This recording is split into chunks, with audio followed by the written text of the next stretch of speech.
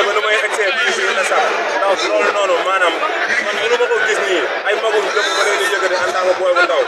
te tamit loolu da may gën a yokk jom ndax tey jii loolu laa doon ñaan yàlla di toog di sàmm yooyu di bëri ay émission en ba bëgg a am seen musique wax dëgg yàlla dama def lu dul gën a rayante pour egg si kaw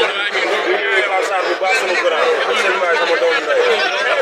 et puis ñu ngi lay félicité bu baax meilleure révélation doo ko waaw meilleure révélation bi yàlla xam na ne ba léegi trophée bi nii benn yoon ba ma ko jëlijee naa ko gëj a